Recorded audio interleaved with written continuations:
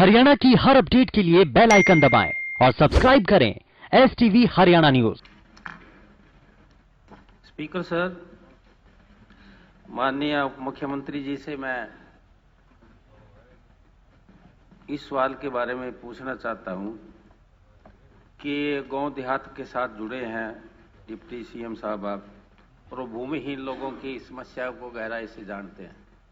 2008 में sir allot हुए थे 100 गज के प्लाट, आज 13 साल हो गए, और वो भी जो अलाट हुए थे 54% अलाट हुए, 46 उसमें भी रह गए। ये कह करके रह गए कि पंचायतों के पास जमीन नहीं है। मान गए इस बात को, और 54 के अंदर भी 10% दबंग आदमियों ने कब्जे वापस ले लिए, क्योंकि देहात का मामला है, भूमिहीन लोग हैं, गरीब हैं, कमजोर हैं। मैं ये जानना चाहता हूं कि 13 साल के बाद ये स्कीम ना में क्यों आई, जो है ना, इसको लागू क्यों नहीं किया जाता, उसके कारण क्या है? अध्यक्ष महोदय, माननीय सदस्य ने जो बात रखी, 100 गज की प्लॉट्स की अलॉटमेंट 2008 में हुई थी, और जिन जिन ग्राम पंचायतों के अंदर लैंड अवेलेबल थी उन ग्राम पंचायतों के अंदर प्लॉट्स अलॉट किए गए थे। जहां लैंड अवेलेबल नहीं थी वहां अलॉटमेंट नहीं हो पाई। आज के दिन कोई नए केसेस टेकअप नहीं किए जा रहे, इसलिए जवाब ना है। जहां तक बात अलॉटमेंट की या नए केसेस की है, अभी क्योंकि 1 अप्रैल से सेंसेक्स शुरू होगा, जब उसका डाटा आएगा उसके बाद विचार किया जा सकता है। उसके साथ साथ हमारी सरकार ने ये निर्णय लिया है कि जहां एरियल सर्वे पूरे हरियाणा का किया जा रहा है, लाल डोरा मुक्त हरियाणा को बनाया जा रहा है, जैसे उसका डाटा आएगा उसके अंदर पंचायत भूमि निकलती है, कोई और सरप्लस की जमीनें निकलती है, जैसे जैसे लैंड अवेलेबिलिटी होगी उसके ऊपर हम विचार करेंगे। मेरा पॉइंट दूसरा है जी। हो गए सर, एक ही लिया जी मेरे को टाइम। सर, इन्होंने जो है ना, आदरणीय मुख्यमंत्री जी ने कहा कि पंचायत, वही तो मेरा सवाल है कि पंचायतों के पास जमीन है। मैं ये पूछना चाहता हूं दोबारा कि जिस प्रकार से हुड्डा जमीन एक्वायर करके अपनी कॉलोनियां बनाता है, सेक्टर बनाता है, हाउसिंग बोर्ड जो है ना एक्वायर करके अपने सेक्टर कॉलोनियां बनाता है, तो क्या इस ढंग से इन कोई प्रावधान करोगे? क्योंकि शहर में तो लोग प्लॉट खरीद लेते हैं, अवेलेबल हैं। देहात में यदि कोई कमजोर आदमी या कैसे खरीदना भी चाहे तो वहां तो अवेलेबल खरीदने के लिए भी नहीं है। तो मैं आपके माध्यम से ये पूछना चाहता हूं कि क्या जमीन कोई रिजर्व प्राइस पे करके कॉलोनियां बनाएंगे वहां, ताकि पंचायत की जमीन यदि गांव से दूर भी है तो वहां लोग जो है ना कम से कम नॉमिनल रेट पर ले तो सकें। क्या इस प्रावधान को लागू करेंगे? अध्यक्ष महोदय, बहुत अच्छा सवाल माननीय सदस्य का है, क्योंकि गांव का अर्बनाइजेशन जैसे जैसे बढ़ी, 2 एजेंसीज हमारी HSVP हो, HSIDC हो, इंडस्ट्रियलाइजेशन के लिए, रेजिडेंशियलाइजेशन के लिए, उनने समय अनुसार प्लॉटिंग भी करी और सामान्य प्लान्ड तरीके से डेवलपमेंट करी। एक हमारे बॉडी 2006 में बनी थी जिसका नाम है Haryana rural development authority, HRD। उसकी निरंतर 2006 से लेकर और 2019 तक 2 या 3 बैठक, हमने पिछले 1 वित्त वर्ष के अंदर उसकी 9 बैठकें करी, और पहली प्लान्ड रूरल कॉलोनी बनाई जाए HRDA की, इसके अंदर इसराना ग्राम पंचायत ने 47 एकड़ जमीन हमें दी।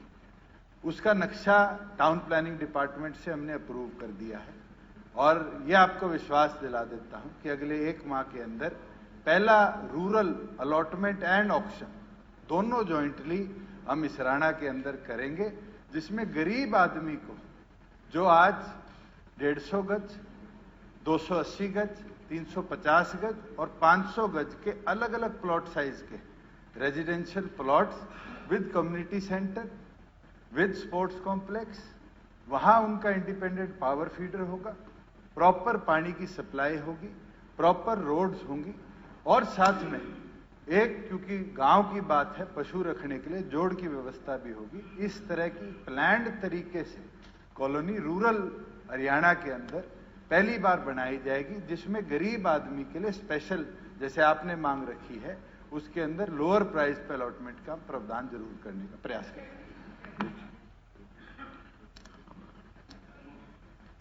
साथ ही एक जुड़ा हुआ प्रश्न है। मैं माननीय मुख्यमंत्री जी से बात पूछना चाहती हूँ कि प्रधानमंत्री आवास योजना जो है प्रधानमंत्री जी के नाम से जुड़ी हुई है, तो उसका जो है उसके जो घर हैं उसमें भी कोई भी तरह से कोई वो नहीं हुआ, कोई घर नहीं बने हैं पिछले 2019-20 में। तो लॉकडाउन की बात हो सकती है कि लॉकडाउन के टाइम आप नहीं बना पाए हो।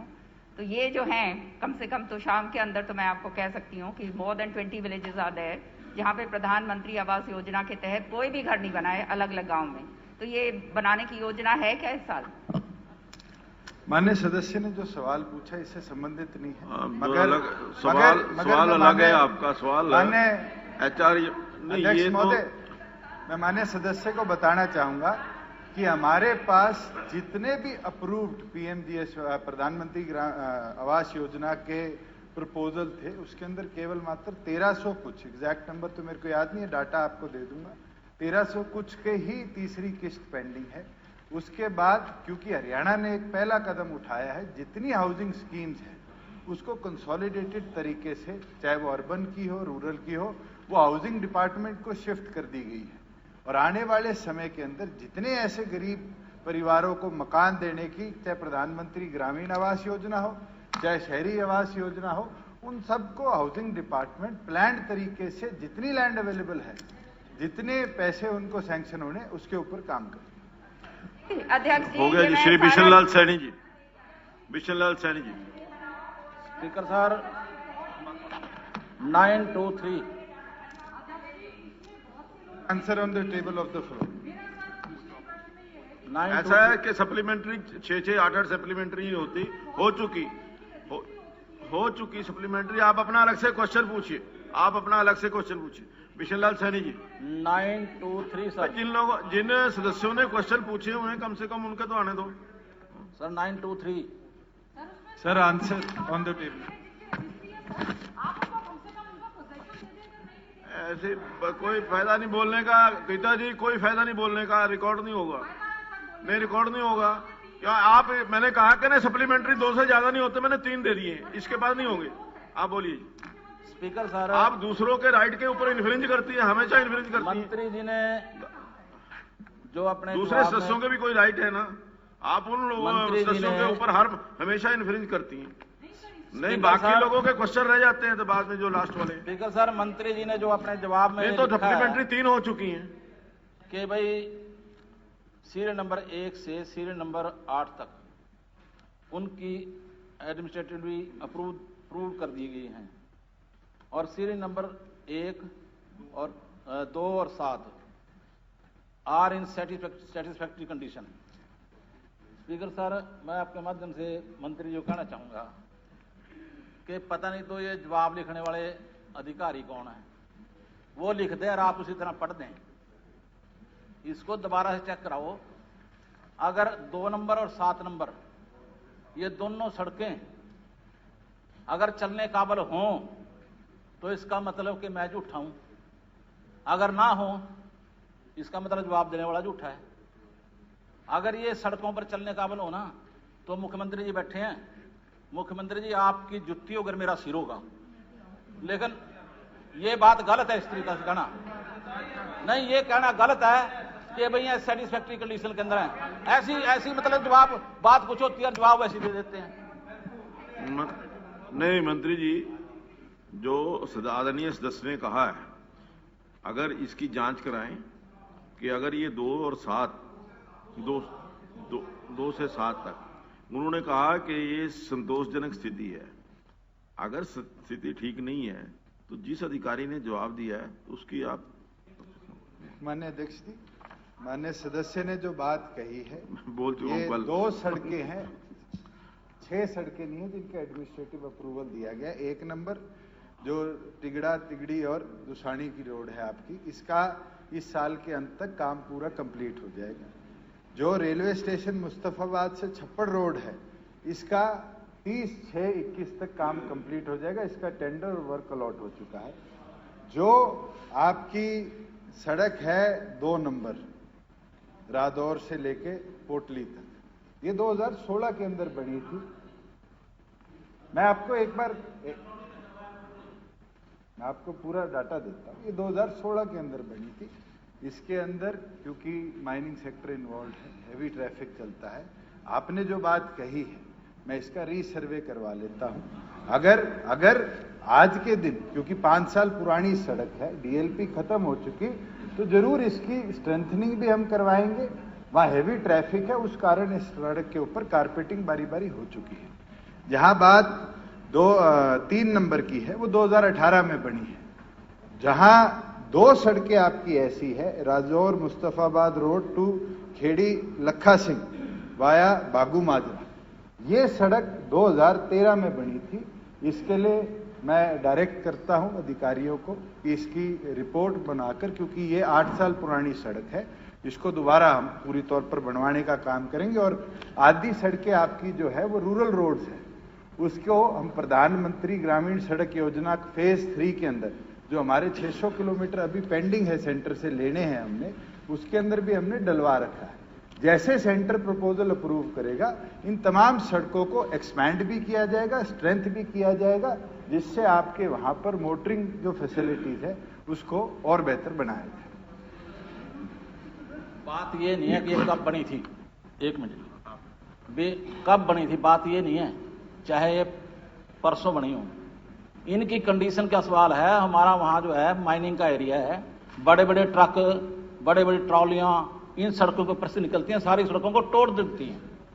इसलिए मेरा आपसे अनुरोध रहेगा कि ये ना चीज़ देखते हुए कि ये कब बनी थी कब नहीं बनी थी, इस बात को छोड़ दो। लेकिन इनकी कंडीशन जो है बहुत खराब है, इनको ठीक करवाया जाए। माननीय सदस्य के जो सुझाव है, मैं उसके ऊपर आज एक कमेटी कॉन्स्टिट्यूट करता हूं, जो तमाम इनके कॉन्स्टिट्यूएंसी की सड़कें हैं उसकी एक डिटेल्ड रिपोर्ट मेरे को भी फर्निश करेगी, कॉपी इनको। इसमें मेरा भी एक सुझाव है कि जो माइनिंग एरिया है वहां सड़कों की स्पेसिफिकेशन जो है वो आम सड़कों की तरह है।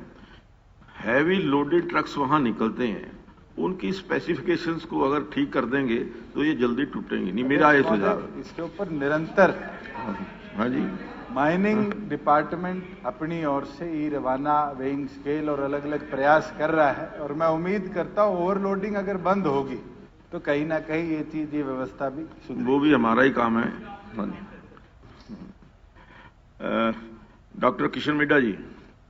On 48 answer on the floor. अध्यक्ष महोदय, सबसे पहले तो मैं माननीय मुख्यमंत्री जी का और डिप्टी सीएम साहब का बहुत बहुत धन्यवाद करता हूं कि राज्यपाल के अभिभाषण के दौरान रखी मेरी इस डिमांड को बजट में जींद से कैथल रोड को 4 मार्गीय बनाने का जो प्रस्ताव था मेरा, उसको मंजूर कर दिया गया है। वहीं पे ही मैं माननीय उप मुख्यमंत्री से पूछना चाहता हूं, क्या यह तथ्य सही है कि मेरे विधानसभा क्षेत्र जींद के अमरेड़ी गांव और माननीय डिप्टी सीएम साहब के विधानसभा क्षेत्र की शाहपुर गांव के पास बहुत ज़्यादा रोड टूटी हुई है, जिसमें शाहपुर के पास आज से लगभग 15 दिन पहले एक एक्सीडेंट भी हुआ उसी रोड की वजह से, और वहां पर उस व्यक्ति की मृत्यु भी हो गई। इसी प्रकार से छोटे मोटे एक्सीडेंट तो कई बार रूटीन में होते रहते हैं, लेकिन कम से कम जब तक ये 4 लेन बने तब तक इसको सुचारू रूप से इनको बिल्कुल ठीक कर दिया जाए, ताकि किसी प्रकार की कोई दिक्कत ना आए, कोई ऐसी घटना ना घटे ताकि किसी लोगों को दिक्कत आए। माननीय सदस्य ने जो बात रखी है, बिल्कुल उसका एस्टीमेट हमने बनने दे दिया है रिपेयर वर्क्स का, क्योंकि इसके लिए गवर्नमेंट ऑफ इंडिया को हमने लिखित तौर पर भी कहा। नितिन गडकरी जी से स्वयं मैं मिलकर भी आया, जो माननीय रोड मिनिस्टर हैं, और उनसे हमने आग्रह किया है कि केवल मात्र ये जींद से लेकर कैथल ही नहीं, पूरा, क्योंकि नेशनल हाईवे भिवानी तक भी आ चुका है, भिवानी टू कैथल दोनों नेशनल हाईवेज को कनेक्ट करने के लिए इसको NHAI टेकअप करे। और हम उम्मीद रखते हैं कि केंद्र सरकार हमारे प्रपोजल को अप्रूव करेगी कि ये पूरा सेक्टर जो है ये 4 लेन होगा, जिससे जो छोटे छोटे विलेजेस हैं जिनके अंदर आज सड़क टूटी हुई है उनके भी बाईपास निकाले जाए, कि गांव के लोगों को भी कहीं ना कहीं उनकी सेफ्टी मिले और हमारा रोड नेटवर्क और स्ट्रेंथन।